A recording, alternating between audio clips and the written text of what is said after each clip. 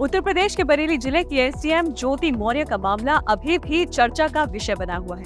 पति आलोक मौर्य ने कई गंभीर आरोप ज्योति पर लगाए हैं, जो अब सीएम योगी की नजर में भी है। दरअसल ये मामला सिर्फ सरकारी नौकरी पाने के बाद पति को छोड़कर दूसरे व्यक्ति के साथ अफेयर भर का नहीं है। यह अडल्ट्री से ज्यादा बड़ा मामला है। आलोक मौर्य ने आरोप लगाया है कि ज्योति सरकारी अधिकारी बनने के बाद करप्शन में संलिप्त थी।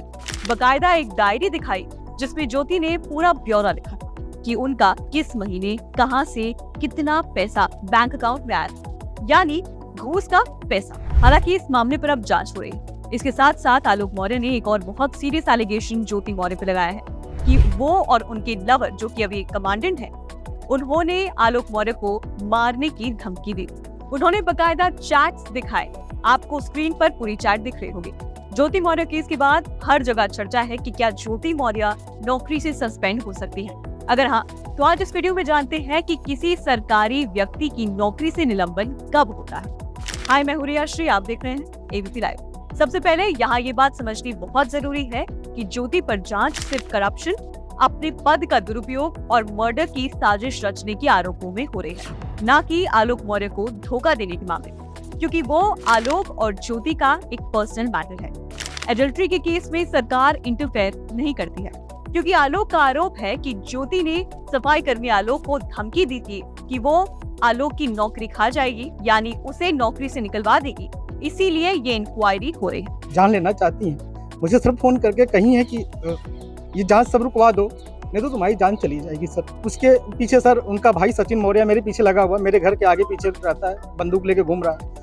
और सर एक मनीष दुबे सर कमांडेंट है, उन्हीं के साथ उनका अवैध संबंध है। मैंने सर उनको 22 फरवरी को रंगे हाथ अपने आवास पर पकड़ लिया था और मैंने कहा मेरी सर 9 साल की बेटियां हैं सर, और मेरी बेटियों से मिलने नहीं दिया जा रहा है सर। और यहाँ तक कि ज्योति मौर्य अपने पद का दुरुपयोग करते हुए मेरे जिला पंचायत अधिकारी, राज अधिकारी, जो कि सर बहुत ईमानदार अधिकारी है, उनसे बार बार शिकायत कर रही है कि इनको बर्खास्त कर दीजिए। जानते हैं सरकारी आदमी की निलंबन के बारे में सब कुछ। सरकारी कर्मचारी का निलंबन। दरअसल सरकारी नौकरी में दो तरह के मुख्य दंड होते हैं, माइनर पेनल्टी और दूसरा मेजर पेनल्टी। माइनर पेनल्टी में निलंबन और मेजर पेनल्टी में बर्खास्तगी आता है। किसी कर्मचारी का निलंबन मिसकंडक्ट, कंपनी के नियमों का उल्लंघन, कंपनी की संपत्ति को नुकसान पहुंचाने आदि के आधार पर किया जाता है। निलंबन अवधि के दौरान कर्मचारी केस का समाधान होने तक ड्यूटी पर नहीं आ सकता। निलंबन और बर्खास्तगी के बीच बहुत अंतर होता है। जहाँ निलंबन टेम्पररी होता है, वहीं बर्खास्तगी परमानेंट होती है, नौकरी से हटा देना होता है। क्या होता है बर्खास्त करना? बर्खास्त यानी डिसमिशन और टर्मिनेशन। इसका मतलब है कि किसी कर्मचारी को उसकी नौकरी से हमेशा के लिए निकाल देना।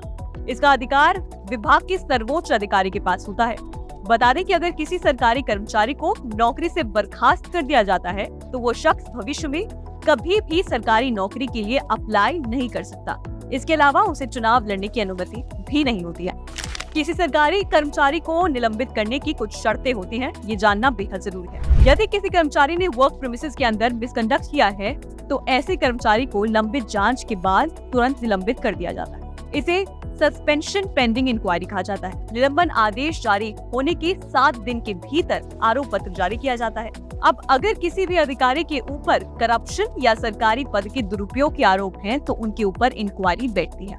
फिर ही सस्पेंशन होता है इंक्वायरी की रिपोर्ट आने के बाद। निलंबन के पहले 90 दिनों के लिए कर्मचारी को वेतन के 50% की दर से वेतन प्रदान किया जाता है। निलंबन की शेष अवधि के लिए या ऐसे कर्मचारी के खिलाफ किसी भी कार्रवाई के पूरा होने की देरी के केसेस में कुल वेतन का 75% की दर से वेतन का भुगतान किया जाता है। बहरहाल सरकारी अधिकारी की सस्पेंशन के लिए इंक्वायरी बिठाई जाती है। आरोपों के आधार पर ही डिसाइड किया जाता है कि अधिकारी का निलंबन या सस्पेंशन होगा या बर्खास्तगी होगी, यानी टर्मिनेशन। रिपोर्ट के मुताबिक 80% केसेस में सरकारी अधिकारियों को सस्पेंड ही किया जाता है। सस्पेंशन की अवधि उनके ऊपर लगे आरोपों की गंभीरता पर निर्भर करती है। ज्योति मौर्य का केस भी कुछ ऐसा ही है। इंक्वायरी की रिपोर्ट आने के बाद ही पता चल पाएगा कि वो सस्पेंड होती है या नहीं। अगर सस्पेंड होती है तो कितने दिनों के लिए सस्पेंड होती है। फिलहाल इस वीडियो में इतना ही। अगर आपको ये वीडियो इन्फॉर्मेटिव लगा तो वीडियो को लाइक करें, चैनल को सब्सक्राइब करें और देखते रहें एबीपी लाइव।